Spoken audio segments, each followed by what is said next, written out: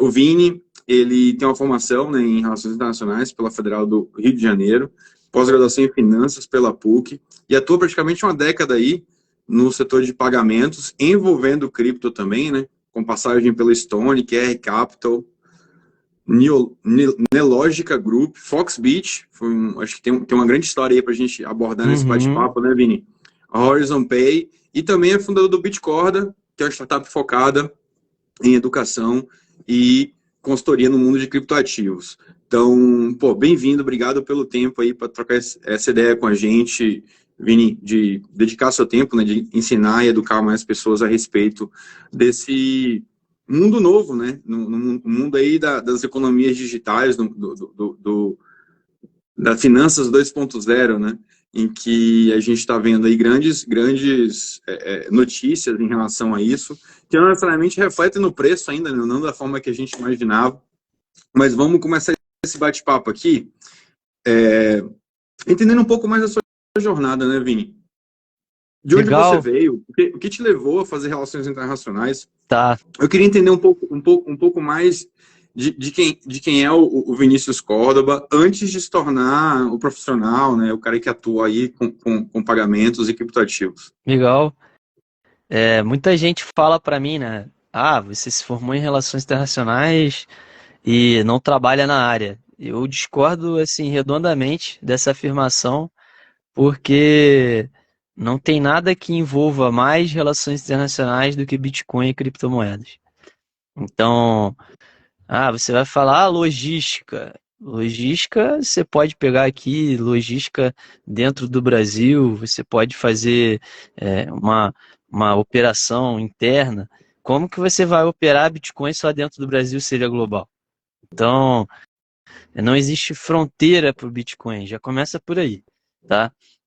E como que eu encontrei relações internacionais primeiro? A gente precisa dar uma voltar umas casinhas aí. Eu fiz colégio naval, tá? Uma formação militar de ensino médio. Então entrei em 2009 e fiz parte da turma Almirante Carneiro Ribeiro, que hoje se chama Aspirante Vitor Lauria. E, e ali eu comecei a ter os meus primeiros contatos com a realidade de relações internacionais.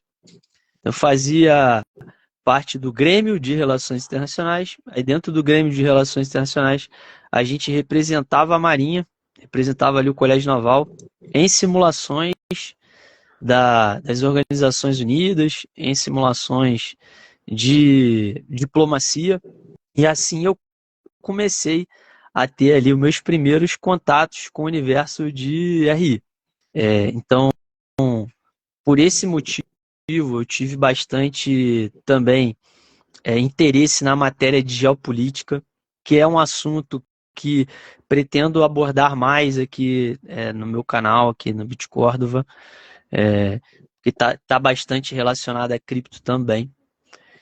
E eu comecei a me envolver muito com esse assunto, até que eu decidi largar a Marinha para fazer relações internacionais, porque eu tinha visando ali a diplomacia, né? Achava que ia ser diplomata, então achava que o caminho de RI era um caminho bem escolhido para essa profissão.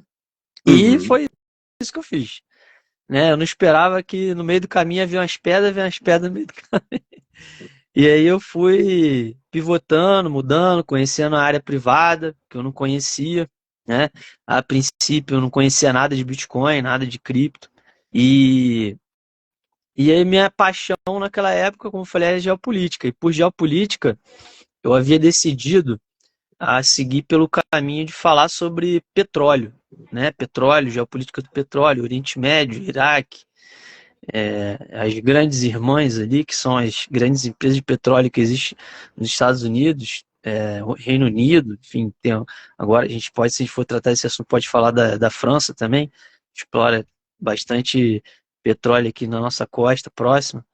E, enfim, esse assunto era o assunto que era a minha paixão. Eu trabalhei na Chevron, que era uma empresa de petróleo, e Uhum. bem na época ali do governo Dilma. Então, O governo Dilma, Isso em 2000 ele começou, foi a reeleição da Dilma ou antes da reeleição da Dilma? O primeiro governo dela? foi acho que o segundo governo dela, né? Não estou me recordando as datas agora exatamente, mas foi por volta ali de 2014 que eu comecei. Aí fiquei até final de 2015, início de 2016, ali trabalhando na Chevron. Então, eu gostava muito desse assunto e preço do petróleo, eu lembro que quando eu entrei na Chevron estava ali em, sei lá, US$ 130, 140, era bem alto. E a vida era muito boa, né? Dentro do escritório você tinha a geladeira com Coca-Cola, tudo liberado. Imagina eu, um estagiário, recém saído da Marinha. Eu não tinha noção do que era isso. Eu achava que eu era tratado igual o rei. Falava, nossa, isso aqui é a melhor dos mundos. Tem Coca-Cola na geladeira. Eu mal pegava uma água com a autorização de alguém. Então, para ter Coca-Cola, para mim era muito bom. E aí eu fui vivendo ali, mas como eu conhecia muito do assunto, ao longo do governo dela, o petróleo ele começou a passar por uma choque de demanda e o preço começou a cair muito. Isso começou a afetar bastante as empresas de petróleo na época. E, e eu, como não era bobo nem nada, eu falei, isso aí vai afetar aqui também. Aí eu comecei a ver Coca-Cola sumindo da geladeira, comecei a ver algumas coisas que a gente tinha de regalia diminuindo. Aí eu virei e falei, ó, pro próximo é o estagiário. Aí eu falei, eu vou procurar outro mercado. E aí eu acabei caindo no mercado de meios de pagamento, fui parar na Estônia. E Uhum. lá na Estônia de Pagamentos eu comecei a me inteirar bastante sobre pagamentos, entender como que funcionava, qual que era, enfim, o funcionamento do mercado, etc. E E o tudo isso, pagamento aí no âmbito tradicional, né? Cartão de crédito, com bandeira Master, exatamente, Visa, nada, exatamente. nada com criptativo ainda. Não, zero, não tinha nem noção do que era isso ainda. É, e quando eu comecei ali foi uma ótima experiência para facilitar a minha cabeça de entender Bitcoin. Por quê? Em primeiro lugar, a gente entende Bitcoin quando a gente fala, né, só como uma forma de investimentos. E aí tem um ponto, que é o seguinte, quando a gente está falando de Bitcoin como forma de investimento, a gente acaba deixando as características da tecnologia dele de lado. Para que ele foi criado? Ele foi criado para ser uma alternativa de meio de pagamento, né? Então, onde você vai ver os debates iniciais do Bitcoin, cypherpunks discutindo sobre as características, se Bitcoin ia funcionar ou não, se ia dar certo ou não, tudo isso era relacionado a meios de pagamento, não reserva de valor. Hoje, a gente acabou indo para esse caminho. Mas lá no começo, Inclusive, o próprio white paper, né, no abstract, ele fala que é uma solução de micropagamentos. Ele não peer-to-peer, comenta ali de ser uma exatamente. peer-to-peer, peer-to-peer payment rails, né? É super interessante esse ponto que você traz. Exatamente. E aí, assim, eu comecei a trabalhar com pagamentos e eu era um cara, assim, que eu gostava muito de entender, né, as coisas. Então, eu comecei a entender ali que quando você só paga, quando você está ali do lado do pagador, você tem ali o seu cartão de crédito, você não para pensar que para você pagar, você tem uma maquininha de cartão. Aí você tem essa maquininha de cartão. Tem uma empresa por trás dessa maquininha gigantesca, uma infraestrutura enorme. As pessoas às vezes não têm noção, né, Não, do quão complexo é o fluxo de pagamento via cartão de crédito. Quantas entidades têm envolvidas no fato de você passar o cartão, o dinheiro sair da sua conta e chegar na conta do vendedor, né? exato. E assim, eu ainda te mostro que eu ainda era ignorante ao longo de todos esses anos. Eu acho que eu fui aprender bastante sobre meios de pagamento a coisa de um ano para cá. Para você ver, isso eu comecei a ver em 2016. Então, Eu olhava só para a ponta do. é, olhava só para a ponta do cartão de crédito e de quem estava recebendo. Só. Então eu achava assim fantástico naquela época, quando eu comecei a, a ver meios de pagamento, o trabalho que a Stone fazia. Eu já achava ótimo. Eu falava, nossa, isso aqui é incrível. Por quê? Pô, tem um excelente atendimento. Se der um problema Uhum. na transação, vai ter alguém que vai te atender e tudo mais. Beleza. E aí eu comecei a ver alguns problemas participando ali do operacional, do dia a dia, que né, afetavam o humor ali. Eu falei, pô, isso aqui não é legal, pô, não seria bacana que isso aqui acontecesse com o cliente, poderia ser desse jeito, poderia ser daquele outro e tudo mais. Mas eu não conhecia o Bitcoin ainda. E aí, nessa minha sana de. Eu vou voltar para você ver onde vai ligar. De petróleo, de conhecer mais sobre o mercado, eu tinha que fazer minha monografia de RI, e a monografia seria Geopolítica do Petróleo. Aí Que, querendo nessa ou da não, de uma forma ou de outra, não tem como se desvincular do petrodólar, né? Que é como o dólar se tornou uma moeda de global, em que o petróleo Exatamente. é comercializado globalmente, né? Exatamente. E aí até então, assim, eu não conhecia Bitcoin, tinha nada e tal. Eu comecei a estudar muito a fundo o petróleo, comecei a estudar esse mercado, ver como é que eram as influências das empresas, como funcionava o histórico, o que havia de relação entre os estados, a disputa de poder, aquelas guerras por trás do petróleo, enfim, tudo aquilo. Aí numa dessa eu falei, poxa, não faz muito sentido eu falar sobre isso, porque não é mais meu mercado, eu quero algo que vincule a mim. Então eu vou falar sobre pagamento de petróleo. Aí quando eu entrei na parte de petrodólar, comecei a Uhum. estudar sobre petrodólar, entender mais como é que era o funcionamento disso. Um belo dia eu digitei no Google pagamento de barril de petróleo, não sei, e aí veio Uhum. uma notícia falando mais ou menos assim, é, alguém, que eu não lembro quem, não lembro mais os detalhes, aceita barril de petróleo como forma de pagamento. Ou aceita Bitcoin como forma de pagamento por barril de petróleo. Aí eu achei aquilo esquisito, porque eu falei, pô, não é cartão de crédito, não é TED, não é Swift, não é ouro, não é dólar. Quem é louco de aceitar alguma coisa que não existe para petróleo? Eu falei, cara, o que é Bitcoin? Eu fiquei assim agoniado, porque a gente quando começa a estudar muito sobre petróleo, principalmente naquela época, eu tô falando aí de final de 2016, você tem um vínculo muito forte entre petróleo e, e petrodólar, que é o dólar, né? Claro. Então, existe, assim, quando você estuda geopolítica, um das pessoas que enfrentou a relação petrodólar, que saiu machucado disso, foi o Saddam Hussein. Porque ele tinha o intuito ali no Oriente Médio de criar uma outra moeda circular, que era até vinculada ao ouro, atrelado no Oriente Médio para desvincular o dólar do petróleo. E aí uma pessoa vai lá e compra um barril com Bitcoin. Aí eu falei, tem algo aí nesse mercado que eu quero entender, tá? E aí eu comecei a me aprofundar, comecei a entender mais o que se tratava, o que era e tudo mais. E eu cheguei na empresa e falei assim, cara, eu trabalho numa empresa de meio de pagamento, alguém aqui vai entender isso. E é aí que eu comecei a ver que o Bitcoin ele era muito mais misterioso, porque ninguém entendia lá o que era E Bitcoin. mesmo numa empresa que estava ali na vanguarda da tecnologia de pagamentos, né? Estou falando da Stone, Exatamente. 2017, bombando, maquininha verde no Brasil inteiro.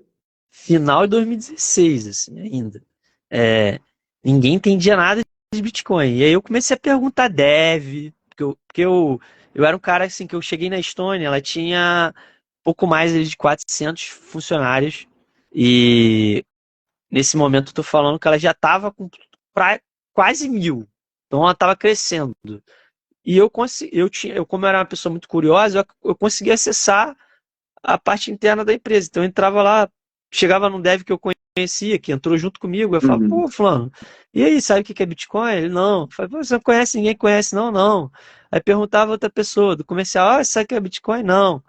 Aí, inclusive, uma pessoa dessa do comercial hoje é uma amiga minha, a Antônia. Hoje ela está trabalhando na Visa como responsável de blockchain, eu acho que América Latina. Ela conheceu o Bitcoin porque ouviu falar comigo a Você primeira vez. perguntou a respeito, né? Exatamente. E aí, assim, então eu comecei ali e eu fui até o CEO da empresa. Aí eu cheguei pro CEO, né, que tinha uma reunião sexta-feira, que você podia abrir perguntas, e aí eu cheguei para ele e falei assim, Edu, o que que é Bitcoin? Aí ele botou a mão na cabeça assim, não, não, não quero falar disso. Aí eu falei, não, por que não? Aí ele, não, isso é muito complicado, não sei o que e tal. Aí eu falei assim, não, mas eu quero saber. Aí ele, tá, me manda um e-mail aí, e aí a gente vai falando, eu vou falar pra você. Cara, acho que eu nunca mandei tanto e-mail pra uma pessoa, porque eu ficava em cima dele. Aí eu passava no corredor, e aí, Edu, já pode falar o que é Bitcoin? Aí ele, ó, vou te botar em contato com uma pessoa que sabe muito. Aí nisso que ele falou isso, eu falei, deve ser algum dev da empresa, né? Mas não era. Era Ted Rogers. Era o CEO da Zap, uma das maiores carteiras de Bitcoin do mundo. E Caramba. Ele acessou o networking dele para conseguir te responder uma pergunta que ele não tinha domínio ainda. exatamente, exatamente.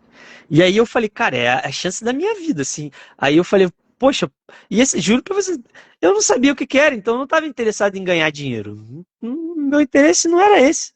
Eu queria fazer minha monografia. E aí eu tava lá, perguntei pra ele, Ted, posso fazer uma entrevista com você? Isso vai valer pra minha monografia. Aí ele, pode. Aí então tá bom, então vamos embora. E aí eu comecei.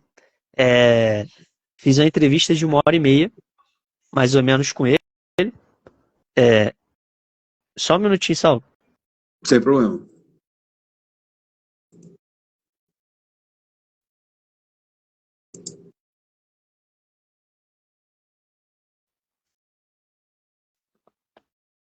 Oi. Opa. É, e aí eu falei, Ted, posso fazer uma entrevista com você?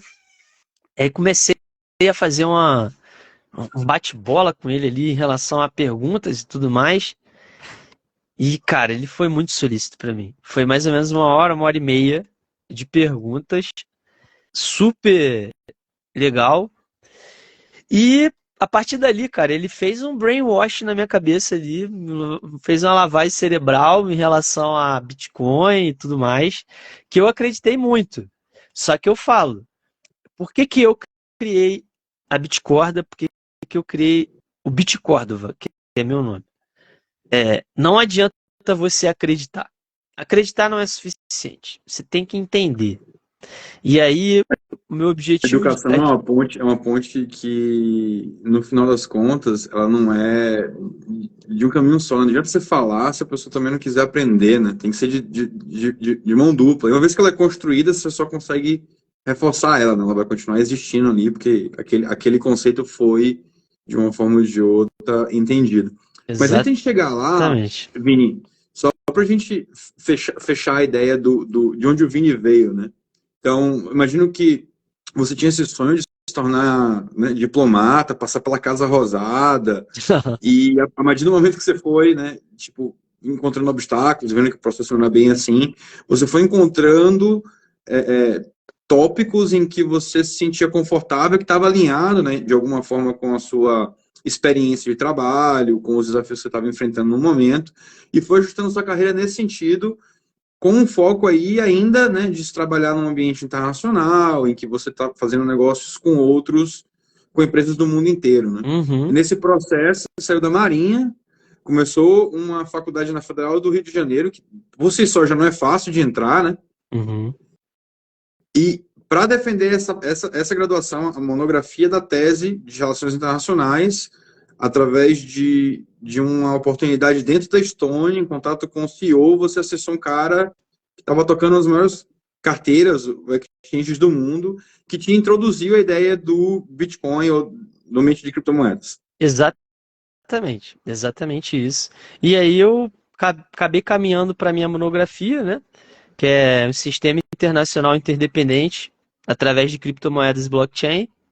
Então eu peguei uma tese de relações internacionais de dois autores conhecidos como Joseph Nye e Robert Kilrain e juntei essa tese com blockchain e criptomoedas. Basicamente, sim, muito resumidamente, grotescamente falando. Eles dizem que o sistema internacional ele é anárquico e interdependente. Ou seja, os estados, não existe uma lei acima dos estados, tá? Mas eles dependem um dos outros para existir. Então há o que eles chamam de interdependência complexa. É um conceito deles dois. Aí eu olhei para esse conceito e falei, caramba, mas calma aí. O Bitcoin é anárquico, ninguém manda no Bitcoin. Ao mesmo tempo, ele é interdependente. Precisa de mineradores, precisa de nodes para existir. Então o Bitcoin, ele é quase a E tese. usuários, né? Pessoas, de alguma forma, adquirindo esse ativo, né? Pelo contrário, não Exatamente. sustenta nenhum dos incentivos em volta da rede como um todo, né? Exatamente.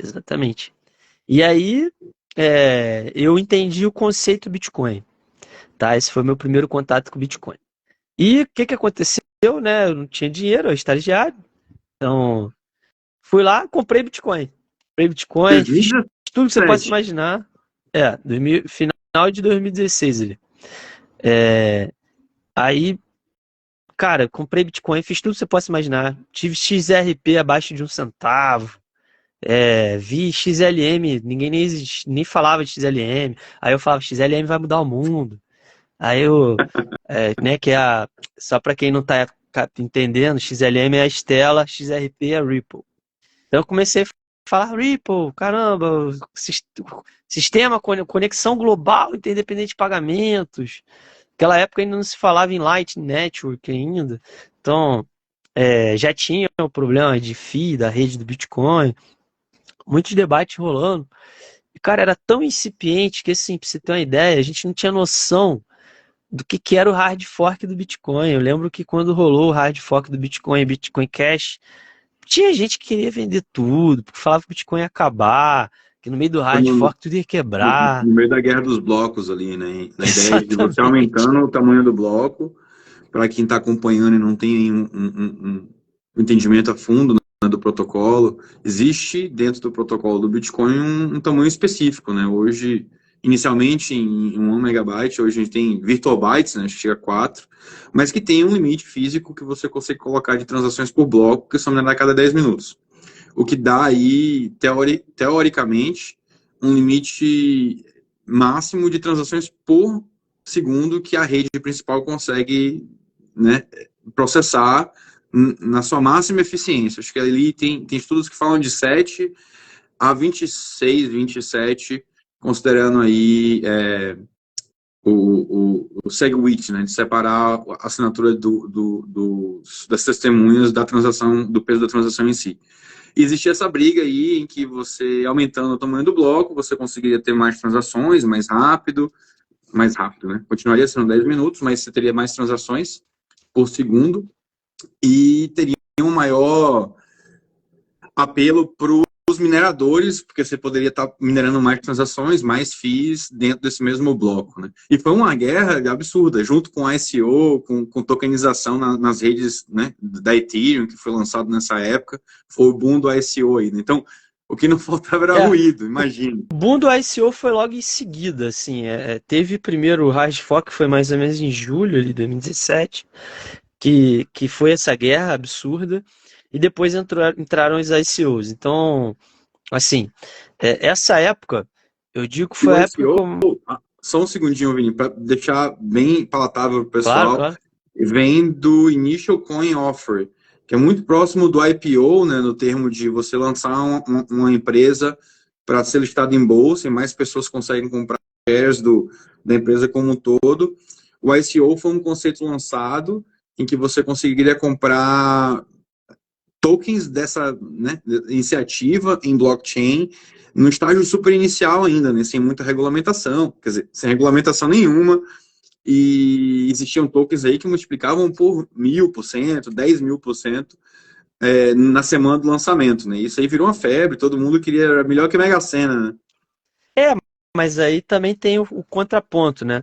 Eu digo que eu perdi aí 99,9% em ICO já. E foi alguns outros trocados de cripto. Por quê? Eu tinha entendimento de Bitcoin, mas eu não entendi o whole picture, tá? Eu não entendi o whole picture e eu não tinha maturidade é, financeira e de investimentos. Então ali foi minha primeira entrada.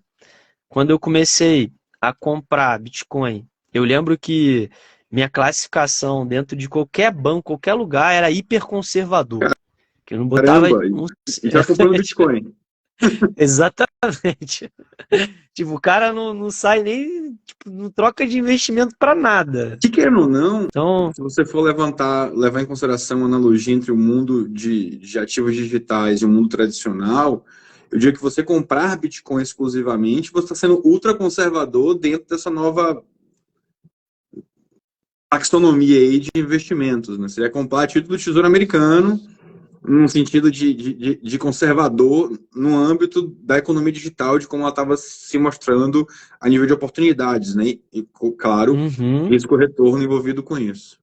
exatamente. Eu tenho essa mesma visão, compartilho do mesmo insight em relação à alocação dentro de Bitcoin, né? E até pegando esse gancho que você está falando, veio uma pergunta para mim, né, da live, sobre a live, em relação a qual era a diferença do Bitcoin para outras criptomoedas. Eu acho que já começa aí, já, de fato. O Bitcoin ele tem um começo muito forte. Ele tem uma ideologia por trás. O criador do Bitcoin, ele não, ninguém sabe quem ele é, porque imagine que o seguinte, filosoficamente falando, ele se despiu do próprio ego em causa de algo que ele acreditava muito. Isso não vai existir mais dentro de criptomoedas, não vai existir mais nenhuma outra cripto assim.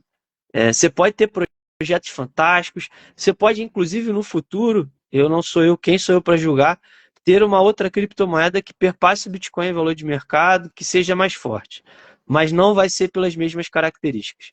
Porque em relação a tudo que o Bitcoin tem, hoje não tem nenhuma criptomoeda que tenha as características dele. E por esse motivo, né, pelo início, pelo meio e pelo fim que eu vejo que ele vai ter, que é o fim que vai se perpetuar, esse fim eu acho que nenhuma outra cripto, aí já é uma concepção mais minha, pessoal, nenhuma outra cripto vai passar o Bitcoin.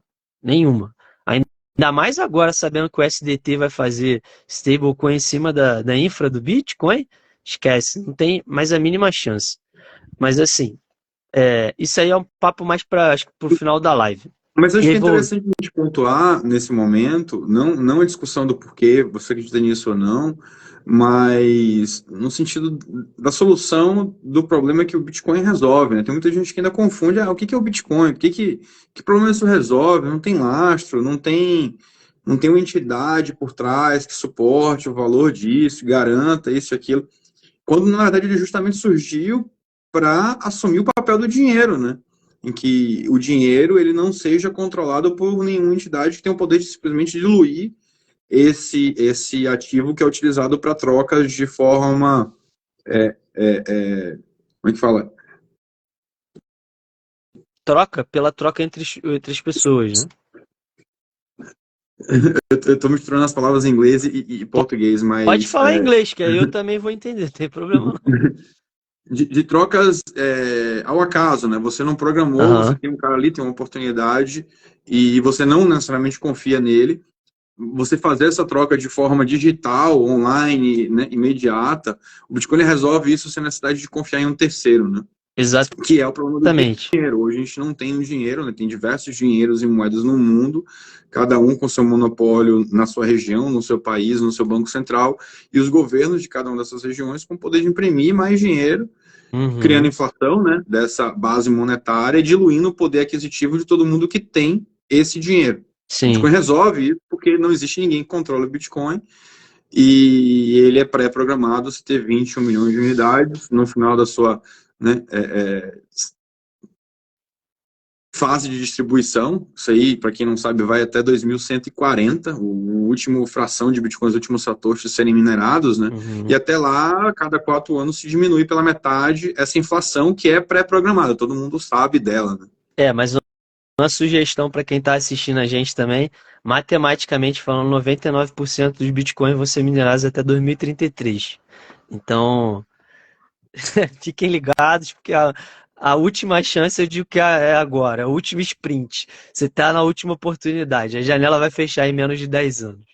Então, até lá, Continua sendo uma solução fantástica para proteção de sim, poupança, né? Você não vai ser diluído por um governo. exatamente. Mas a vantagem de você ter esse upside, de todo mundo entender esse benefício, essa janela está se fechando de forma muito rápida, inclusive, né? Acho que a gente dá para trazer aí alguns pontos na sequência dos acontecimentos que aconteceram nessas últimas semanas, né? Uhum, Desde 2025 como um todo. sim. Mas só para a gente manter aqui esse roadmap bem fechado, né, para as pessoas conseguirem estar acompanhando depois, é, você trouxe aí, né, sua jornada até sua carreira, como você chegou até o Bitcoin, e quando foi que virou essa chave de você falar, cara, né, é onde você está chegando agora, né?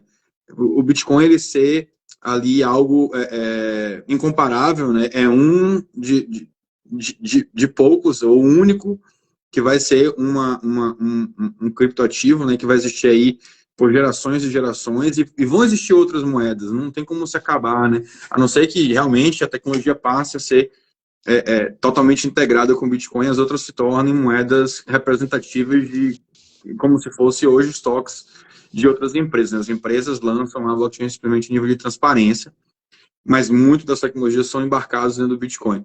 Você entendeu que não existe mais um segundo melhor. O Bitcoin, ele tem o seu espaço e vai existir ele para sempre. E foi nesse ponto aí que você estava trazendo a ideia da USDT, né, da Tether, lançar sua stablecoin em cima da infraestrutura da Lightning. Exatamente.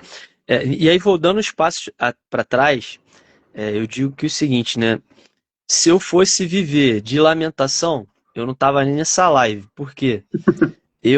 Para eu entender que o Bitcoin é isso tudo, eu tive que perder tudo que eu ganhei em Bitcoin. Como que eu perdi tudo? Acreditando que outra coisa poderia ser melhor do que ele.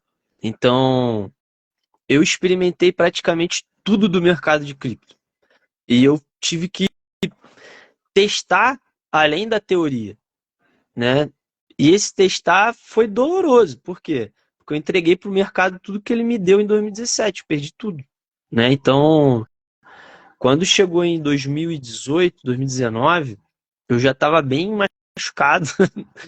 E aí foi o momento que eu falei assim, eu dei um passo para trás, falei assim, acumular sats é super importante, eu vou continuar fazendo daqui para frente, independente do preço, mas eu preciso ter mais conhecimento, eu preciso estudar mais. Porque não é só a questão sobre o Bitcoin. Existem outros conhecimentos que estão ali em volta dele, que faz você ter a garantia, que faz você ter a segurança de que você pode investir nesse ativo para 10 anos, 20 anos, 30 anos, 100 anos. Para as próximas gerações da sua É, família, literalmente. exatamente.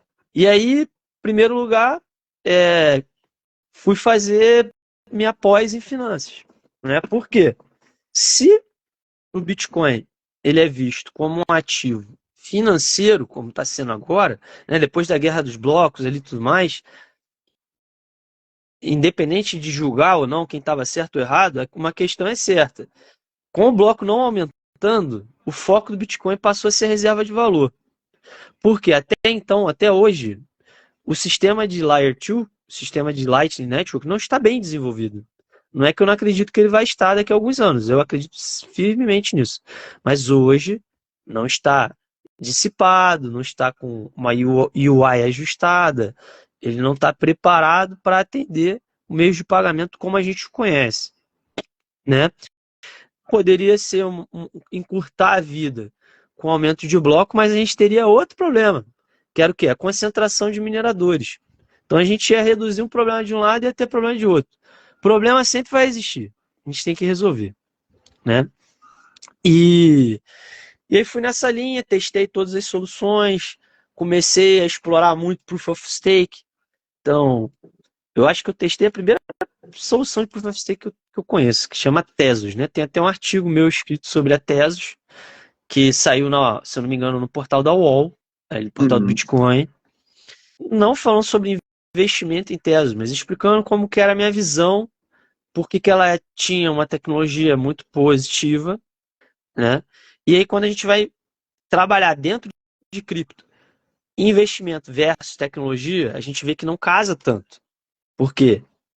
A gente entra dentro do trilema lá do Vitalik, que é segurança, descentralização e throughput. segurança. Throughput é o. Tá. O volume Segurança, de transações por segundo. segurança e transação tem mais um que eu não estou me recordando agora. Mas Segurança, basicamente. descentralização e throughput, né? Que é a quantidade de transações por segundo. Só pode ter duas dessas três. Velocidade, isso. É que eu estou tentando lembrar a palavra em português. Isso é transação, segurança, velocidade e descentralização. São os três. Então, assim, até hoje, nenhuma cripto atingiu o trilema. Né? O Bitcoin, por exemplo, ele é super descentralizado, ele é super seguro, mas ele ainda não. As transações por segundo dele são muito baixas. E a gente está resolvendo como? Segunda. Na mesma camada não se atinge, né? Mas, e aí buscando a gente ir para um pouco mais do tema da live aqui, com a Lightning isso já se torna diferente, né? Porque a gente consegue ter velocidade de transação, ou de finalização dessa transação, né? A nível de segundos. Então, instantâneo. Eu digo que é o Pix global. Eu mando para você agora. Quiser fazer um teste na live aí, a gente faz. Envio para você na mesma hora chega. Inclusive, muitas das perguntas que a gente recebeu durante, né, o anúncio da live estão envolvidas em relação ao Bitcoin. Acho que agora é um bom momento da gente trazer, né? E aqui, antes da gente buscar as perguntas, Vini, pô, que bacana, né, essa trajetória que você veio de conectar os pontos, né? De você ir sempre buscando um conhecimento, se consolidar em relação àquela tese e aprendendo, inclusive, a duras penas, né? No skin the game ali. Eu acho que é importante frisar isso, né? Que quando a gente vem aqui falar acumule sites, foco, né, no sinal e não no ruído, não caia nessas aventuras de moeda de criptomoeda que foi lançada, que tem uma influência lá falando que você tem que comprar, que você vai ficar rico do dia para a noite, é cilada. Você vai enriquecer eles e vai pagar o pato. Acho que o Bernardo Braga fala muito sobre isso, né, os riscos. Comprar Bitcoin é fácil, difícil é manter ele ao longo do tempo, né? O que eu brinco muito, assim, eu falo muito para as pessoas, né? Eu sou semi-maximalista. Por quê? Eu não acho que, assim como meu olhar vem de RI também. Quando a gente olha para o cenário estatal, ou a concorrência entre aqueles que existem no sistema internacional, ele é anárquico. Hoje, nós vivemos uma hegemonia americana. Então, os Estados Unidos é o dominante no cenário internacional. Mas ele não manda em ninguém. Chegar, por exemplo, a gente está falando aqui dos Houthis, que são um grupo lá no Iêmen. Pô, estão nem aí para os Estados Unidos, sabe? O Hamas, eles podem sofrer, mas eles também enfrentam. Dentro de cripto, se você olhar para um cenário de cripto como se fosse um ecossistema, vai ser a mesma coisa. O Bitcoin ele vai ser o rei, ele vai ser o king, forever. Poderão existir outros sistemas? Sim. Então, cada cripto é como se fosse uma configuração de uma constituição. A constituição é o que? É o código. É aquilo que está dentro do início, é o enxerto daquela tecnologia. Então, o Bitcoin ele vai ser supremo pelas características que ele tem, por tudo, mas não impede de outros existirem. Só que quando você também vai estudar a formação dos estados, assim como a formação das criptos, cara, é muito parecido com o histórico de cripto, só que com um intervalo de tempo muito curtinho. A gente está falando aqui de cripto, Bitcoin começou em 2009, né? Tá uma trajetória há 15 anos aí, mais ou menos. Então, quando a gente está falando de estados, são centenas de anos. Mas você vai pegar ali a Europa, em torno de 1500 até 1800, a configuração da Europa de estados é absurda. quantidade de estados que passam a existir, deixam de existir, território que aumenta, diminui, por aí vai.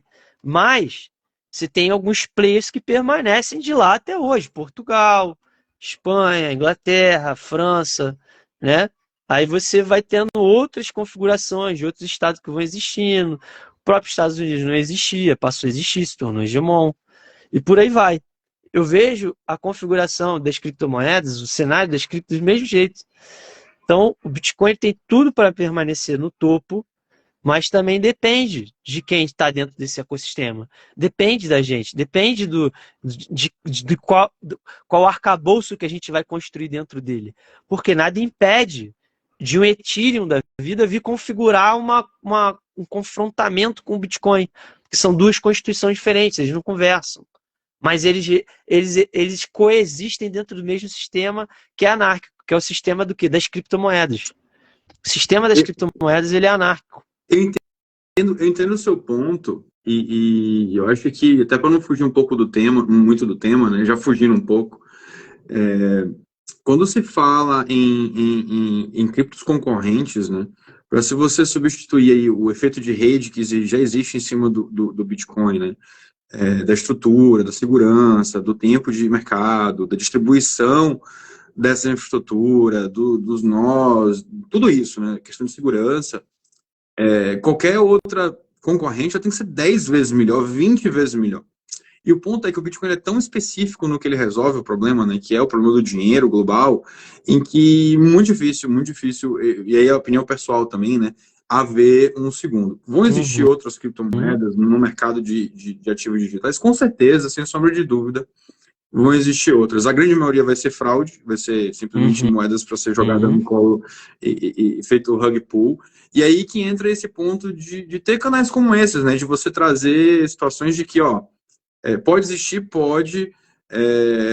existe o seguro, existe o arriscado, assim como investir em empresas, né? Você pode investir nas blue chips, na Petrobras, na Vale, que já tem uma estrutura, já tem um porte absurdo, que muito dificilmente vão falir e vão a zero, mas também não vão crescer quanto uma startup de, sei lá, a Melux da vida, que veio com a ideia de, sei lá, né, cashback, e daí agora cashback aportando parte do seu capital em Bitcoin, e enfim, né, vão existir diversas outras empresas assim, e tem empresas que rodam em cima da blockchain, né? Existem blockchains que têm suporte a EVM, né, a Turing Machine completo, você consegue aplicar lá um protocolo, desenvolver uma aplicação e rodar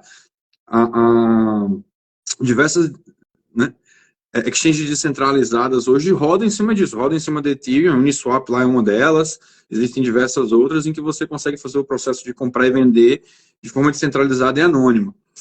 Existe esse caso, né? Existe o caso do Bitcoin, que eu acho que aqui é mais do que claro, né? Ainda mais agora recentemente com os Estados Unidos adotando a reserva estratégica de Bitcoin, passando parte dos Bitcoins que eles apreenderam do Silk Road, inclusive, para Isso aí estava no processo de libertação lá do tesouro, né? E isso a galera não precificou direito ainda. Eu acho que existia uma expectativa de que os Estados Unidos iam anunciar compras regulares e passar a ter uma pressão compradora, e não foi o caso, né? Não de imediato. Daí o preço está sofrendo em relação a isso por estar antecipando essa mudança. Mas o ponto é, o Bitcoin como uma forma de pagamento, porque assim, como Store of Value, né? Como uma forma de você se proteger contra a inflação, já é muito claro, já é mais que provado ao longo desse tempo, né, o quanto ele se valorizou, principalmente em momentos em que o mundo estava imprimindo dinheiro, estava fazendo quantitative easing, estava emitindo moeda para, né, lutar contra a Covid, para lutar contra um problema de estagnação, inflação, etc. O que a gente está vendo agora é claramente a maturidade de um protocolo que foi, né, inserido, inclusive, em 2016, lá, a Lightning, e hoje está sendo cada vez mais comum. Eu queria, inclusive, aproveitar esse momento agora para trazer um pouco das perguntas que a gente recebeu quando a gente anunciou a live, que são mais direcionadas a essa questão de pagamento. Eu acho que vai ser bem interessante a gente fazer um apanhado geral. Eu tenho algumas perguntas aqui, eu vou testar um negócio que eu nunca fiz antes, que é pegar a pergunta para dizer para vocês. Me confirmo que eu só estou vendo eu mesmo, né? Essa primeira pergunta aqui... Vocês conseguem ver a pergunta aí? Tinha aparecido uma e mudou para outra. Tinha aparecido vocês conseguem, mudou para BTC pode eliminar a necessidade de bancos e cartões no futuro. Correto.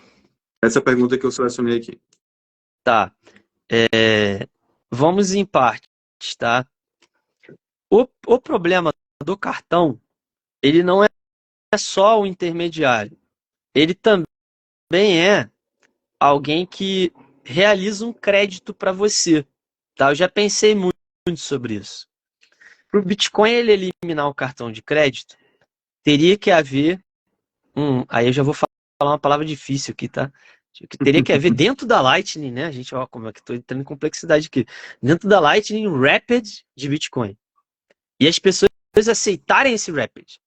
Só que assim, a gente já não aceita o Bitcoin, vai aceitar o Rapid. Por quê? O crédito, quando você está usando o cartão de crédito, você está usando um dinheiro que não é seu. Alguém está com funding, alguém tem esse capital e ele está delegando para você. O Bitcoin ele está muito mais próximo de um cartão de débito. Por quê? No cartão de débito você elimina o seu funding.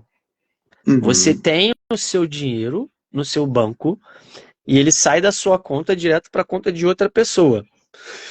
Então, pegando nesse conceito, não acho que vai acabar com os cartões, eliminar. Até porque os cartões estão acabando por si só com si mesmo. Então hoje a gente tem o NFC, é um cartão por aproximação no próprio celular. Não precisa do Bitcoin para isso. A própria tecnologia e evolução dos meios de pagamento já vão acabar físico, com o né? cartão. Não o fato de você ter um crédito associado a uma conta de cartão de crédito. Exatamente. Então, ao meu ver, o que pode acontecer no futuro? E a gente tem que ter uma UI muito absurda, tem que ter um meio de pagamento muito bom. Podem existir wallets que vão rodar no seu próprio celular, computador. A própria Samsung já lançou a blockchain da Samsung, desculpa, a wallet da Samsung, que aí ela consegue rodar as blockchains, diferentes blockchains, dentro de uma wallet própria do seu celular. Isso é um passo, assim, que tem que ter um caminhão de passos ainda para a gente poder ter alguma coisa. Por quê? Nesse quesito, eu acho que a primeira que vai desaparecer é a carteira do seu bolso. A carteira física, o dinheiro físico, ele vai começar a diminuir. E aí a gente vai entrar em um modelo digital. Por que eu acho esse assunto tão importante? Por que o Bitcoin ele me chamou tanta atenção? Porque quando a gente começa a falar que o dinheiro físico vai começar a diminuir, aí a gente tem que ir para uma outra pergunta, que vai um pouco além dessa que você mandou aí dos bancos e cartões. Qual vai ser o dinheiro digital que vai prevalecer? Por quê? A princípio, no modelo pré-Bitcoin, o modelo digital que ia prevalecer era o comandado por bancos e bancos centrais, tá? Coordenado por bancos centrais. Era todo esse modelo que já existia antes. TED, DOC, envio de pagamentos por cartão de débito, etc. Então esse era o modelo predominante. Pós-Bitcoin, os próprios bancos e instituições financeiras eles percebem uma ameaça. Por quê? Uma tecnologia nova. Ela rompe com a necessidade de utilização do sistema tradicional. E aí você começa a caminhar para um segundo modelo, que é o modelo descentralizado. O que os bancos e instituições financeiras fazem? Vamos começar a criar os nossos próprios modelos. Então, a Ripple, que era uma preocupação hoje, né, de você integrar o Bitcoin ao sistema bancário e você passar, em vez de ter apenas Bitcoin em reais, ter IOUs de Bitcoins, né, Bitcoin fake, o Rapid Bitcoin que você acabou de comentar em cima da Lightning, né, que você, na verdade, não está transformando um real Bitcoin, mas é uma promessa de que esse Bitcoin vai ser compensado, né, no futuro através desses intermediários que estão auxiliando nesse processo transacional. Acho que o USDT na Bitcoin pode fazer um grande trabalho em meio disso. Por quê? Stablecoin rodando é mais legal do que o próprio Bitcoin. Eu vejo hoje realmente o Bitcoin como uma reserva de valor no curto prazo. Pode ser que lá em 2040 comece a virar um meio de pagamento muito forte, porque todo mundo vai ter sites acumulados. Mas até lá tem muita coisa a se desenvolver. Mas acho que antes disso, um SDT, por exemplo, poderia se aproveitar da infraestrutura do Bitcoin para rodar dentro da própria infraestrutura. Mas eu estou E indo aqui muito falando além. até do ambiente brasileiro, né? A gente tem a DPix como a primeira stablecoin emitida em cima da Lightning, né? Então a gente não está falando só do SDT, a gente está falando de outras stablecoins rodando nessa mesma infraestrutura e segurança da rede principal, que é o Bitcoin, né? Porque para rodar em cima da Lightning, está rodando em cima, lastreando, né, esse ativo aí em Bitcoin de alguma forma ou de outra, né? Então a gente passa a ter Sim, o Bitcoin aqui como centro desse, né, desse emaranhado de transações financeiras que podem existir no ambiente digital, né? exatamente, exatamente. E, e eu vejo muito nesse sentido, assim. Então, eu dei uma volta, mas para ser mais objetivo, não, o Bitcoin não vai eliminar a necessidade de bancos e cartões, eles vão evoluir. O primeiro que entendeu isso, para mim, a primeira empresa do mundo que entendeu isso, se chama. Vou deixar o Saulo tentar. Sabe qual que é, Strike, Saulo? Hã? Strike de Jack Mallers. Strike é uma boa, mas na minha visão, assim, o global, né? A gente poderia citar aqui a Zapo. Tu foi a primeira empresa que saiu do tradicional e falou: opa, esse troço vai ter uma mudança. Cara, Se chama Strategy. a Era a MicroStrategy do MicroStrategy foi Michael a primeira Saylor. grande empresa que realmente adotou o Bitcoin como estratégia, né, global. E, pô, tem feito isso de uma maneira fantástica, realmente. Mas quem enxergou isso, daí há justificativas. Quem trouxe o maior impacto, concordo contigo. Concordo contigo. Do Michael Saylor. Exato. Porque assim, se eu for falar da Zapo, por exemplo, que foi a empresa que me apresentou o Bitcoin, né, eles foram os primeiros a entender. Por quê? Eles foram os maiores wallets do mundo, criaram o primeiro banco atrelado a Bitcoin. Eles possuem storage no mundo inteiro espalhado, tem na Suíça, enfim, Estados Unidos, etc. E eles já estavam muito à frente do mercado antes do Michael Saylor ver isso. A questão toda é, Michael Saylor adotou uma posição que ele pivotou a empresa dele para aquilo Completamente. que a gente está falando exatamente para responder essa pergunta. Eliminar as necessidades de bancos e cartões. Não, mas é uma evolução, porque ele quer ser o banco dos bitcoins, ele fala. Ele quer evoluir esse strategy para atender o mundo como vai precisar no futuro. Então, no futuro, ele vai ser o banco que mais vai ter bitcoin no mundo. No futuro, os outros bancos vão precisar de alguém que tenha Bitcoin para usar isso como, sei lá, uma alavancagem financeira, fazer um crédito ou algum outro tipo de estratégia financeira que a gente não tem nem ideia. Que vão ser Né? Por quê? construídas ainda, né? Exato. Eu gosto desse comparativo do Bitcoin com os protocolos de internet, né? Quando a internet surgiu, você poder comunicar, né, um computador com outro diretamente, a gente não tinha a Stack OSI com 7 camadas, a internet da forma que a gente enxerga hoje, TCP, UDP, HTTP, URL, nada disso existia. Foram sendo criados ao longo do processo. E isso foi disruptivo para o acesso à informação, né? Hoje a gente está aqui numa live, eu no Canadá, você em São Paulo, Rio Grande do Sul, sei bem onde você está São local Paulo. hoje. Mas isso tudo através desse protocolo que todo mundo fala e que a gente não necessariamente enxerga que está sendo utilizado hoje, mas é a base de tudo isso que a gente utiliza hoje a nível de tecnologia, né? O Bitcoin está sendo construído hoje para que isso no futuro, em 2100, 2040, 2050, todo mundo utilize isso no dia a dia, mas nem sabendo que é Bitcoin que está rolando embaixo, por baixo dos panos, né? Exatamente isso, Saulo. E eu acredito muito nisso. Para mim, falando já de meios de pagamento, entrando até também, inclusive, um pouco mais a fundo nessa pergunta, uma empresa que está fazendo isso muito bem se chama Lightspark.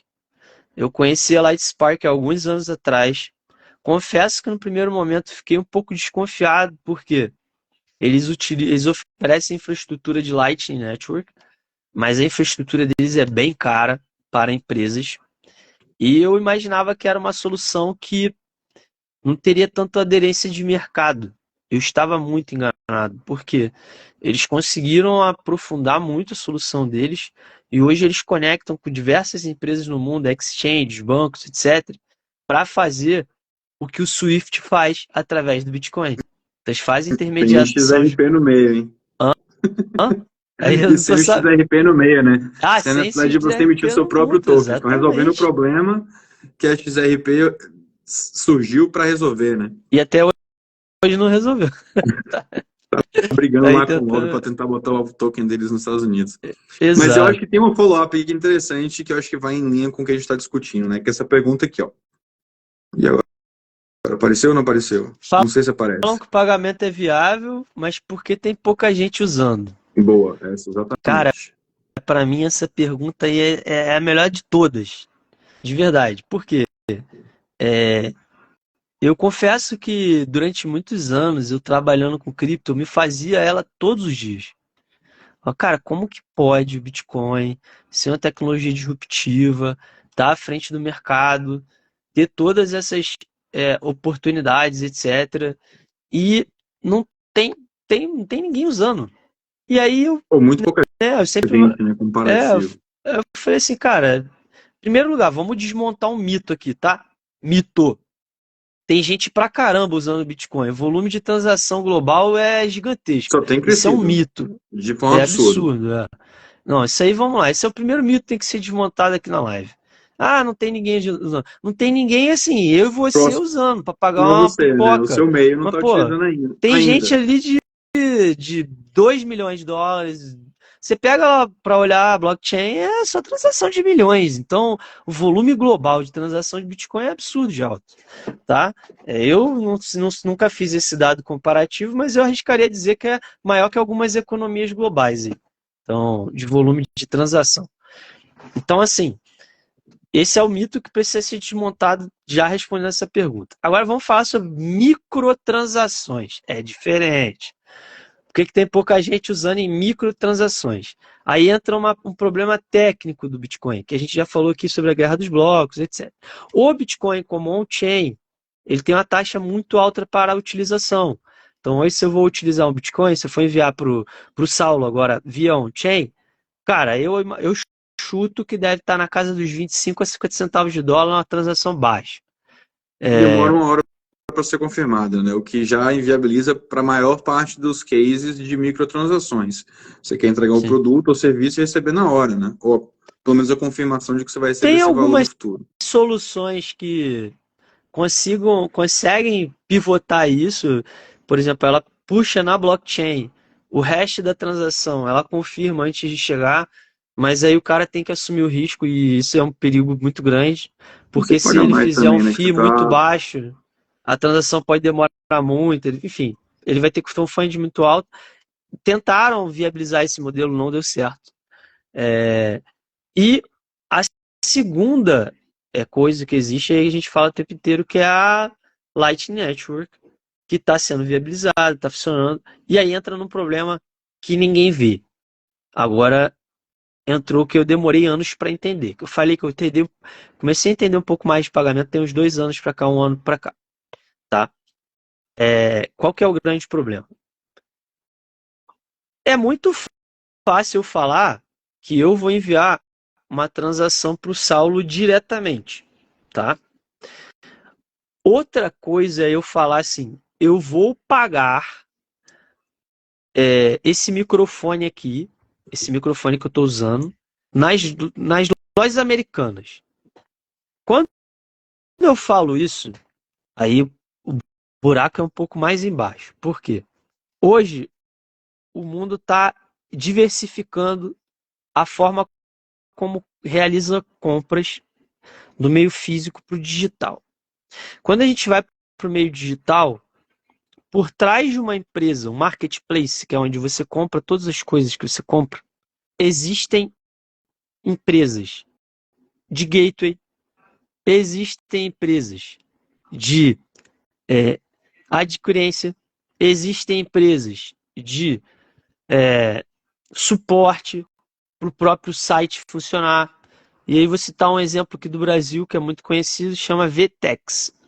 Essa é uma das maiores empresas do Brasil, fornece infraestruturas para mais de 70%, 80% da internet. E aí, qual que é o grande problema? A Vitex, ela cobra dinheiro caro de quem quer botar para transacionar dentro dela. E as empresas que entram em cripto, elas ganham uma margem muito baixa de capital, de dinheiro, de receita. E o Vitex cobra uma margem maior do que as empresas ganham de receita.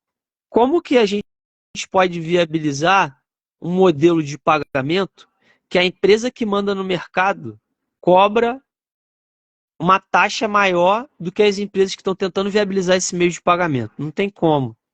Então, aí vai meu desafio aí para quem é dev, gosta de empreender.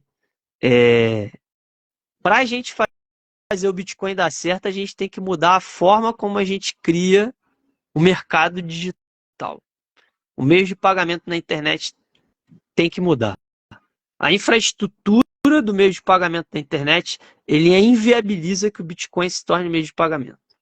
Porque hoje os intermediários que ficam no meio dessas transações, eles ganham muito dinheiro com cartão de crédito, eles ganham muito dinheiro com cartão de débito, eles ganham muito dinheiro com Pix, tá? Você pode não saber, porque você faz só o seu Pix, mas cada Pix que você faz, quem está recebendo está pagando por ele. Então, o cara que está fazendo essa infraestrutura de recebimento, ele está ganhando por isso. Logo, se eu faço essa infraestrutura de Bitcoin que não tem intermediário, como que eu vou viabilizar isso de receita? Então, existe um problema de modelo de negócio. Os intermediários, eles impedem as empresas de cripto de terem sucesso como meio de pagamento na internet. Não há E aí é onde a gente tem que incentivo para esse quebrar. intermediário que hoje domina o mercado adotar o Bitcoin, porque vai, na verdade, morder em parte do modelo de negócio dele, o que gera receita para ele, que é justamente processar transações no cartão de crédito. É isso, Só que e tem não outro só ponto aqui que isso. é acima disso ainda, né? Que eu acho que é interessante pontuar também, Vini, que é o conceito da lei de Gresham, né? Se você recebe seu salário em real e você tem Bitcoin, você pode pagar em real ou Bitcoin, você vai preferir pagar em real. Porque o real Sim, tende a se desvalorizar, enquanto o Bitcoin tende a continuar protegendo você contra a inflação, né? Eu acho que o sim. momento da pessoa pagar em Bitcoin, salvo, né, a infraestrutura está deployada e funcionando, porque hoje é simples, você consegue botar um Wallet of Satoshi na ponta e sem ter adquirente, sem nada disso, a gente consegue aí processar um pagamento em Bitcoin. Mas o público que vai ter interesse em fazer esse pagamento é um público que se aposentou em Bitcoin já, não ganha mais real, ele só gasta Bitcoin. Ele não tem outra forma de gastar, a não ser que ele tem que vender o Bitcoin, ele tem que declarar para a Receita que vendeu, teve ganho de capital e tal e tal. Ele pode simplesmente pagar direto, tem um incentivo direto para isso. Que ainda é um número muito pequeno de pessoas, né? Uhum. Ou que tem uma vantagem direta, do tipo, ó, eu vendo como, sei lá, você paga no cartão de crédito e paga no Pix, o Pix necessariamente, pelo menos até onde eu entendi, era gratuito ainda, e eles davam um desconto para ser feito o pagamento do Pix. Ah, o valor do sanduíche que é R$ 20 no Pix, no cartão passa para 25 porque eu tenho que pagar lá a taxa do cartão de crédito. E a pessoa tem o incentivo de pagar no Pix.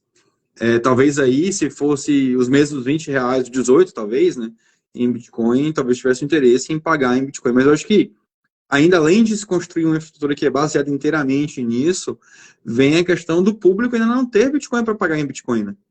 Hoje tem 10% da população Exatamente. brasileira que investe em cripto, 3% apenas investe em Bitcoin. A maioria está fazendo um cassino aí com shitcoin, né? Comprando um, tentando vender na alta e comprar na baixa, mas geralmente tomam aí um rug pull e perdem tudo. Mas é realidade, é realidade. E ela, de alguma forma, está sendo construída pouco a pouco, né? Você olha Exato. hoje em iniciativas de código aberto, como o BTC Map, né? Que o BTC trabalha em conjunto com eles, né? Mapeando pontos. A cada ano aumenta o número de estabelecimentos, principalmente os pequenos e médios, que aceitam pagamento em Bitcoin. Mas eu não sei até que ponto aqui estão sendo realmente feitos, né, pagamento em Bitcoin, porque eu acho que o incentivo ele tem que estar alinhado, que eu acho que você está trazendo no âmbito mais corporativo, né, mas é que eu trazendo ele de novo para o dia a dia das pessoas que estão assistindo com a gente, quando você vê um estabelecimento que aceita Bitcoin, você tendo Bitcoin, você vai pagar usando o seu Wallet of Satoshi ou pagar usando o seu cartão de crédito que você ganha cashback? É questão de incentivos de novo, né? Eu Exatamente. pagar em Então isso é cartão de muito crédito e legal. ganhar meu cashback. Porque eu tô ganhando Com parte certeza. disso de volta e o preço para mim não muda, pagando em Pix, em Bitcoin ou em cartão de crédito é o mesmo dos R$ 20, eu vou pagar no cartão de crédito. Exatamente. Eu acho perfeito essa analogia. Inclusive a Sets Capital é isso. Eu acho que a gente tem que falar um pouco de vocês também, que o trabalho de vocês é super importante. Mas esse que é a questão de respondendo essa pergunta do porquê tem pouca gente usando. Por um lado, você tem o mito, né, que o volume não é baixo, é muito alto. Aí esse é um mito. Tem que desarmar.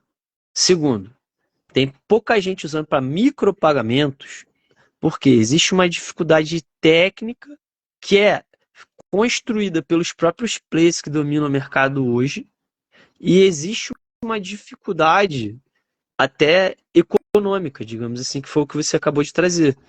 A pessoa ela vai fazer uma análise prévia econômica se ela vai querer gastar o Bitcoin dela ou gastar os reais dela. E ela vai preferir sempre os reais, sem sombra de dúvida, Não, né? E aí, mas a situação que a gente tem hoje, né, que a volatilidade ainda existe, mas cada vez mais as pessoas entendem que no longo prazo o Bitcoin tende sempre a se recuperar. Se você olha no horizonte de 4, 5 anos, você sempre vai estar melhor daqui a 4, 5 anos, né, precificando o ativo que você tem em Bitcoin em real, ele vai valer mais em reais do que ele vale hoje.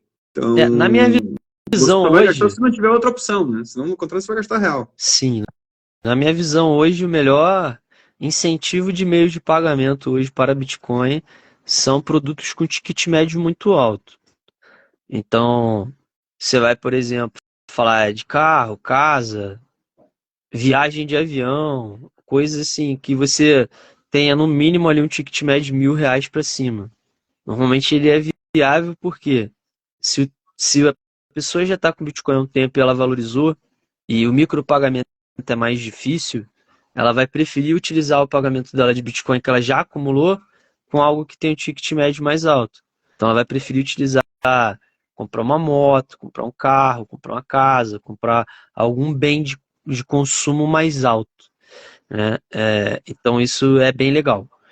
É um caminho que eu acho que pode existir no curto prazo para viabilizar mais os meios de pagamento, até on-chain mesmo.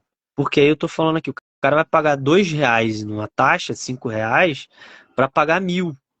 Sendo que se ele for enviar para a exchange, vender, fazer não sei o que lá, ele vai ter muito mais trabalho e ele vai gastar mais. E vai ter toda a questão de imposto e tudo mais, porque ele vai ter um Exatamente. ganho de capital aí, né? Se ele troca por um ativo, por um outro produto ou serviço, ele, em teoria, não realizou esse ganho de capital, né? Não diretamente. Ainda tem essa área cinzenta a É. nível de mercado. Mas, pô, pulando aqui para nossa última pergunta, Vini, até para não estender muito, pô, se tu quiser, você participava aqui, eu quero ter, Ah, eu acho que fica... uns bate-papos daquele tipo Lex, de 3 horas, mas eu acho que tem que ser mais direto ao ponto Claro, também, né? claro. É bem interessante porque eu acho que fecha esse loop, né? Que é esse aqui, ó. Queria aceitar pagamentos em Bitcoin, mas acho muito complicado sendo pequeno. E eu acho que aqui envolve muito a questão da volatilidade do ativo, né? Só vendi uma água na semana passada de R$ 10, talvez hoje essa água esteja por 8, porque se realmente precisar executar, né? Esse Bitcoin a preço local hoje, ele caiu 10 a 15% aí recentemente.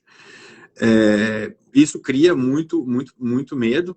E eu acho que ainda tem a questão da barreira tecnológica mesmo, né? De como é que eu pego esse número, né, virtual que apareceu no aplicativo aqui no meu celular e transformo ele em Pix, né? Cai na minha conta bancária, que é onde eu sei que é o dinheiro de verdade. Então, quais são as indicações que você dá aí para esse pessoal que está começando e tem interesse em integrar Bitcoin, né? Falar, ó, eu recebo Tá. pagamento em Bitcoin e eu participo dessa nova economia digital. Muito legal, adoro também responder essa pergunta. Já em algum tempo atrás, poucos meses, eu ajudei alguma, algumas lojas para aceitarem Bitcoin como forma de pagamento. Claro que eu tive ali também ao meu lado uma grande companhia, que no caso era a Foxbit, com uma solução que eu considero hoje ainda uma das melhores do Brasil em relação a isso, para aceitar pagamento. Então você precisa ainda de uma solução. Mas eu quero fazer, antes de explicar como, o que fazer uma analogia para entendimento. A empresa opera no Brasil. Será que essa empresa gostaria de ter no caixa dela dólar? Eu acho difícil.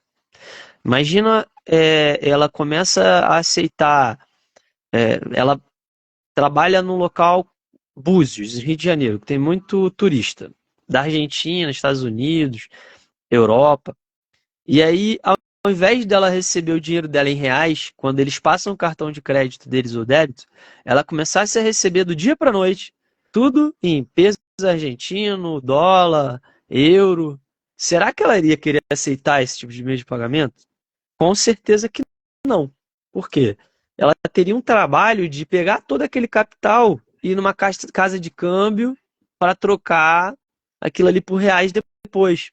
E o lojista não tem tempo disso. Isso não é o core da atividade dele. Ele não pode perder tempo fazendo isso. O core da atividade dele é vender. Então, Ainda qual mais que é em o volume, né? Vai ser uma venda ou outra aqui e ali, ele não vai nem saber onde é que troca esse dinheiro. Exatamente. A mesma coisa com o Bitcoin. Então, assim, aí já indo mais para a aceitação do Bitcoin. Tem duas formas dele aceitar. Ele pode aceitar diretamente, ele pode criar uma carteira agora no celular dele, na Wallet of Satoshi, e botar o QR Code dele na loja dele e falar: aceita Bitcoin. E todo Bitcoin que cair lá, você vai ter que enviar para uma corretora e vender. Aí você tem dois problemas. Um que é a conciliação, você saber exatamente qual foi a venda que você fez, qual produto, valor, bater com caixa, fechamento de caixa, etc. E dois, você tem que enviar lá para a corretora para poder realizar a venda. Isso é um problema. Por quê? Pense no Bitcoin não como um ativo de investimentos, mas como uma tecnologia. Ou uma moeda concorrente do dólar, uma moeda concorrente do real. E aí, como eu falei, com o exemplo do dólar, do peso argentino, do euro, etc., você teria que ir nessa casa de câmbio e ficar trocando. Mesma coisa o Bitcoin. Para você não ter que ir nessa casa de câmbio, você precisa de uma tecnologia que, ao momento que você receba o seu Bitcoin, ele vai ser transformado em reais. Tá? É o papel que seria aí, deveria ser das adquirentes, mas elas se recusam a fazer isso. Então aí tem outros 500 aí que a gente pode fazer outro bate-papo, eu e o Saulo, para falar sobre isso. Mas hoje só vou deixar por alto. Elas se recusam a fazer. O trabalho que eu melhor conheço, que eu posso falar a respeito, é o da Foxbit Business. Tem lá o Foxbit Pay. Então, o Foxbit Pay é uma solução de pagamentos que foi criada para o lojista aceitar criptomoedas, Bitcoin no geral, e receber em seu caixa reais. Ele não tem problema com a volatilidade, ele não vai enfrentar a volatilidade de mercado. Tá? A Foxbit resolveu um problema muito grande, porque eu conheci muitos lojistas que queriam aceitar Bitcoin, mas eles não podiam aceitar Bitcoin. Por quê? Porque eles não podem dormir com caixa em Bitcoin. Por regras da empresa, por questões de compliance, questões de contabilidade, etc. Então, esse cliente, para ele, aceitar Bitcoin era muito mais oneroso, mas não era falta de vontade dele. Aí, a partir do momento que você tem uma tecnologia que você pode aceitar facilmente e ela transforma para você bitcoins em reais, perfeito. Aí é o mundo perfeito. Então, hoje você tem a tecnologia da Foxbit. Existem outras empresas fazendo. Vou citar aqui a da Binance. Mas a da Binance não é o melhor exemplo. Por quê? A Binance só tem uma pegadinha. Ela fala que ela é a maior do mundo. Então, todos os usuários estão dentro da Binance. Mas e se eu não estiver dentro da Binance? A Binance Pay só aceita pagamento de quem está dentro da Binance. E aí é muito ruim para o usuário Chama de que não closed está lá. loop, né? Você não está aí falando num protocolo geral. Exatamente. Que é diferente do da Foxbit Pay.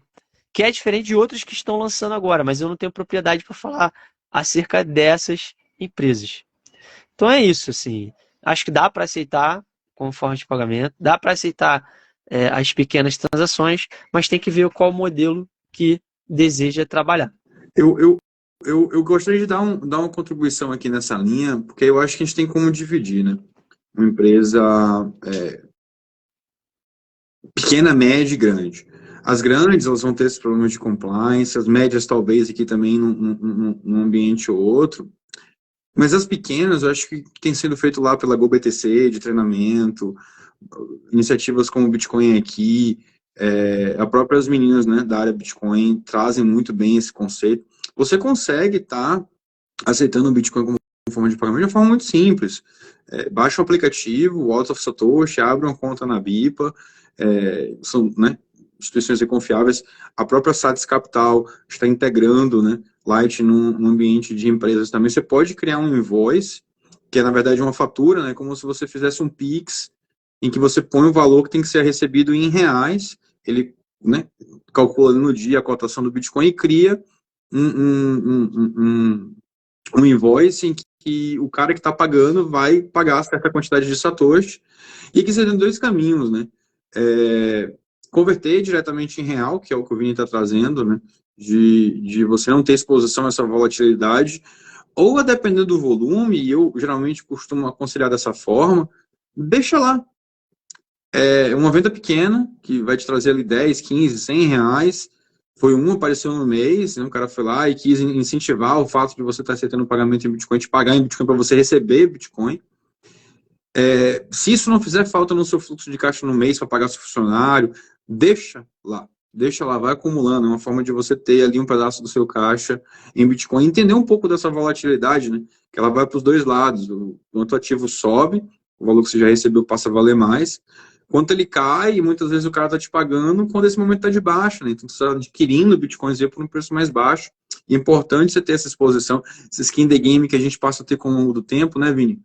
De aprender que a volatilidade não é negativa, principalmente no modelo em que a gente está, desculpa, em fase de transição a nível de adoção, ela é positiva, né? Eu acho que a MicroStrategy, inclusive, abraça muito bem esse conceito de abraçar a volatilidade para gerar valor para ela própria, né? Em que o cara que está começando pequeno, né, não se assuste pelo termo, pela tecnologia envolvida. No final é tão simples quando emitir um Pix no seu banco, no seu aplicativo, né? É importante entender, né, cada vez mais, mas para você começar a ter o primeiro passo, é muito simples. Você consegue usar um AutoSatoshi, uma BIP, a própria Satis Capital, para emitir, né, um QR Code para pagamento em Bitcoin diretamente. E a depender da sua situação, eu inclusive indicaria, né, tá deixando esse Bitcoin lá em caixa, acompanhando o valor dele ao longo do tempo. E caso necessário, existem diversas formas de você liquidar essa operação, né, de forma automatizada, como o Foxbit Pay, você acabou de trazer de forma bem clara, como de formas também menos automatizadas, né, em que você vende para um P2P local, para um amigo, para um conhecido. A ideia do Bitcoin é ter essa interoperabilidade, você não está tão amarrado a um banco, você fazer isso de forma individual, né? Exatamente. Cara, muito legal. Acho que a gente está indo no caminho certo. Satis Capital tem feito um trabalho incrível. Eu acho que você colocar bitcoins indiretamente como ativo de uma pessoa que às vezes nem entende o que é, você expor ela a isso é o caminho melhor que existe para a pessoa estar dentro desse mercado. E eu falo que Bitcoin hoje ele não tem uma usabilidade muito boa, não é fácil você usar, fazer, transacionar, etc. Mas ele é para todos, ele não tem acepção de pessoas. Eu posso, desde que você tenha, claro, desde que você tenha acesso à internet, inclusive assim, abrindo um parênteses, alguns países africanos nem têm acesso à internet, usam Bitcoin como SMS, enfim, tem algumas soluções assim, mas aí também já é demais. Vamos falar, quem tem acesso à internet, No que se ambiente do tratando da realidade Brasil, eu acho que brasileira, todo mundo tem acesso à internet, é uma realidade muito barata aí, né? já pode ter seus satoshis, ele já pode ter os seus bitcoins utilizando a Satis Capital como um cashback ou comprando mesmo seus bitcoins na BIPA, fazendo transferência em outras exchanges, mas o legal as exchanges estão se integrando à Lightning Network. Isso vai dar um peso gigantesco de diferença em relação às outras criptomoedas. Vou dar um exemplo, tá? Fui fazer hoje um teste tinha quase mais, sei lá, anos que eu não usava Ethereum. Aí fui usar aqui para fazer umas tarefas aqui. Precisava de 19 centavos de dólar. O fee da transação era $5. Cara, como que você faz isso? Inviabiliza. Então, assim, eu entendo do mercado, tô por dentro e mesmo assim tive muita dificuldade. Consegui fazer depois de muito esforço, fazer um monte de coisa, joga para lá, cripto para cá, e faz um monte de coisa, mas não é isso que eu desejo para as outras pessoas. Se o Satoshi tinha o sonho de que o Bitcoin ele veio para melhorar a nossa vida, eu estou aqui para continuar o trabalho dele, sem saber quem ele é, sem saber o que ele fazia da vida dele, etc. Porque eu entendi a causa, eu entendi o efeito, eu entendi o propósito. E é esse o meu objetivo aqui com o meu canal, é esse o objetivo que eu tenho de agora em diante, é levar esse propósito para outras pessoas. E estamos no mesmo time, velho. A SAT surgiu para isso, né? Eu sempre imaginei, pô, se em 2016 parte do que eu consumisse e gastasse, porque eu, como estudante internacional aqui no Canadá, fazendo meu doutorado, não sobrava dinheiro para comprar nada, mesmo entendendo, estudando o protocolo. E se eu pudesse simplesmente acumular isso nos gastos do meu dia a dia? Hoje eu teria uma poupança de forma considerável, inclusive, né? Porque naquela época o preço do Bitcoin era diferente do preço que é hoje, né? E o pouquinho que eu acumulasse lá, 2, 3% em cada transação, né? Já fazia uma diferença incrível, mesmo eu sem saber que deveria estar comprando Bitcoin. Então a gente criou a SATS justamente para fechar esse gap, ó. Você é economicamente ativo, você tem duas opções, você compra e não ganha nada, você compra e acumula Bitcoin. Tipo assim, não precisa ser muito inteligente para entender qual é que dá mais resultado, né? E o nosso trabalho está trazendo cada vez mais uma aplicação que é simples de utilizar e que qualquer pessoa consegue, né? E buscar mais e mais parceiros para cada vez mais um percentual mais significativo dos custos que essa pessoa tem no dia a dia, ela possa estar consumindo dentro do ecossistema e gerando valor para o próprio ecossistema, né? Porque uma vez que você transaciona em real e você vai pagar no seu cartão de crédito, você vai receber parte disso de volta em Bitcoin. Esse Bitcoin, uma vez que entra na economia, ele continua circulando nessa economia circular, né? Sei lá, esse usuário não entende ainda o valor e quer trocar os satoshis que ele acumulou dentro da plataforma, pelo hambúrguer, pela cerveja lá no final do dia. Ela pode chegar lá e pagar em Bitcoin, a empresa vai passar a receber o pagamento em Bitcoin, a empresa escolhe de novo, né? Se quer manter em caixa o Bitcoin ou quer liquidar e receber em real, e esse Bitcoin está circulando de volta, porque alguém vai receber cashback lá, só vai mudar de mão, né? A gente entra aquele Exatamente. conceito um pouco mais aí a fundo de velocidade do dinheiro, que gera valor também, com dinheiro de troca de mão, de forma mais rápida e eficiente, gera valor para a economia como um todo, porque você está tendo mais transações e mais valor sendo gerado, né? Cada transação tem um FII, tem um ganho de produtividade do serviço e produto que o cara está vendendo. A gente começa a gerar isso cada vez mais para a sociedade local. Mas é papo para uma outra live, acho que já esticou bastante. Minha última fase aqui da live, Vini, você fazer um apanhado geral rapidão dos projetos futuros, né? Eu acho que é interessante você comentar aí do seu canal, de educar a respeito desse ambiente. E uma mensagem para quem está começando hoje, receber os seus primeiros satoshis. Qual é o seu conselho para esses novos usuários, essas pessoas que entraram, né, nessa nova economia digital e têm seus primeiros satoshis, não cometer os mesmos erros que você cometeu no ano passado? Perfeito. Futuro, para mim é bastante promissor, como você falou aí, a gente não vai ter muito tempo, mas 2025 começou bastante aquecido. A gente tem, cara, jamais imaginar que Estados Unidos estaria criando uma reserva estratégica de Bitcoin esse ano. Eu imaginava isso em 2030, 2040, mas 2025 jamais passou pela minha cabeça. E aí, quando a gente fala de um país que é o mais importante do planeta, ter uma reserva estratégica de Bitcoin, se ele começar a comprar Bitcoin, amigo, não vai ter Bitcoin no mercado para ele comprar. Não vai ter. Não tem. Uma observação interessante. Só a MicroStrategy comprando uma empresa pública, uma empresa né? Não uma empresa pública, uma empresa privada negociado publicamente em uma bolsa de valores. Só ela tem comprado mais bitcoins do que está sendo produzido por todos os mineradores do mundo nesse ano e no ano passado. Depois do Exatamente. entrando aí a pressão compradora nos Estados Unidos, China, Rússia, Google, Apple, Amazon, Facebook, nomeia aí quantas você quiser. E a população em si, né, entendendo e tendo mais facilidade em comprar, esse movimento de preço vai acontecer de uma forma ou de outra. Né? Eu acho que aqui as pessoas têm que entender isso, enxergar isso, é muito claro, né? Oferta e demanda. É simples, é uma equação direta ali. Exatamente. Então, assim, o futuro é bastante promissor. Como eu falei, até 2033, 99% dos bitcoins vão estar minerados. Então, a partir de 2033, a guerra se torna outra. Aí sim, pode ser que exista, lá em 2033, uma nova guerra dos blocos, que os mineradores vão querer aumentar o tamanho do bloco para aguentar mais transações.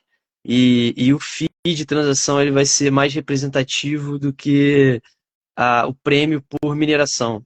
Mas eu acho que também não, porque se a gente está falando aqui que o Bitcoin ele pode atingir aí de 1 a 10 milhões de dólares a unidade, se ele estiver minerando 0,5 Bitcoins a 1 milhão de dólares, ele já ganhou meio milhão de dólares. Sim. A cada 10 minutos. Então, a cada 10 minutos. Então, assim, é uma cadeia de valor gigantesca, né? E aí a gente tem esse futuro promissor, que é o financeiro. Nós temos pessoas apaixonadas por esse mercado, que entenderam, além de ganhar dinheiro, e estão construindo, estão buildando em cima. Eu, Saulo, outras pessoas do mercado. E aí eu abro um parênteses, assim, eu faço isso realmente por paixão, assim, hoje, obviamente, que eu gostaria de ser rico com isso, mas não sou. Então eu estou fazendo realmente porque eu gosto, eu acredito muito na tecnologia, tem um propósito para mim positivo por trás ali. O meu conhecimento sobre Estado, crescimento histórico, existe uma propensão do Estado se movimentar para centralização, e além da centralização, tem também a questão da disputa de poder com o indivíduo, e o Bitcoin ele dá esse quebra de paradigma, porque ele sempre vai fazer com que o Estado ele tenha pouco poder sobre o indivíduo que é autônomo com o Bitcoin. Então, o Bitcoin gera autonomia para o indivíduo frente ao Estado. Aí tem outras questões, perseguição, se vão para trás da gente ou não, aí entra em outra história. Mas, resumindo, o meu propósito em criar a Bitcorda, fazer o Bitcorda, é educar o mercado para entender que existe sim valor, que existem N outras criptomoedas, mas que o Bitcoin ele tem muita utilidade além de simplesmente preço, além de simplesmente investimento. Então é uma tecnologia forte, é uma tecnologia que vai romper com as utilidades que a gente tem hoje, vai criar um novo arcabouço de infraestrutura, vai criar novas formas de se movimentar o dinheiro, já tem a strategy existindo como criação de um banco para bitcoins. Então ela já está vendo que outras empresas vão ter Bitcoin em seu balanço e vão precisar disso para acumular um crédito, oferecer novos meios de pagamento, etc. Então, eu vejo que para a gente entrar nesse futuro, a gente precisa entender o básico. A gente precisa entender o white paper do Bitcoin. E o meu propósito é explicar para cada pessoa que entra ali no Bitcordova o que é o white paper do Bitcoin. Aí do white paper do Bitcoin, a gente vai entender halving, vamos entender transação, possibilidade de disrupção em relação ao mercado financeiro, novas tecnologias, empresas, infraestrutura. Aí vem um mundo, um universo gigantesco que sem o white paper você não vai entender. Você vai ficar boiando. A ideia Eu vou falar que... dos princípios fundamentais, né? Você entende primeiro o protocolo como si só, daí você constrói o conhecimento baseado nesse princípio fundamental, né, que se resolve. Porque o Bitcoin resolve. Exatamente. Fantástico, fantástico. Então hoje você diria que a mensagem inicial é: não se contente com os primeiros satoshis, mas vai estudar a fundo, entender o porquê que esse dinheiro vale muito mais do que os seus centavos em real, os seus reais ou dólar. Exatamente. Exatamente. Saulo, também queria que você deixasse aí uma contribuição para a gente, até o pessoal que está me vendo aí, em relação a Sites Capital, o que que você vê do futuro da Sites Capital, como que você entende o futuro do Bitcoin, como que você quer contribuir para isso? Claro, pô, fantástico. A Satis Capital ela é um propósito de vida, né? Meu e da minha família. A gente surgiu nessa ideia de levar o Bitcoin para os nossos familiares e amigos. E a gente sempre encontrava três problemas. Os caras não tinham dinheiro, né? As pessoas não tinham dinheiro para investir, não investiam. Essa é a realidade de 60% dos brasileiros, diria que no mundo inteiro, né? Eles não entendiam da tecnologia, ou como fazer isso, como é que eu compro, como é que eu abro uma conta, o que é isso aqui que tem, né, o market makers, o lado de compra, lado de venda, como é que isso funciona? Mercado E complexo. por que eu vou comprar Bitcoin? Por que eu não vou comprar um FI que me dá, né, rendimento ali mensal, ou investir na Tesla, ou num ativo qualquer, ou comprar título do Tesouro Americano? Eles não entendiam ainda o valor do Bitcoin, eles não entendiam como fazer e não tinham dinheiro.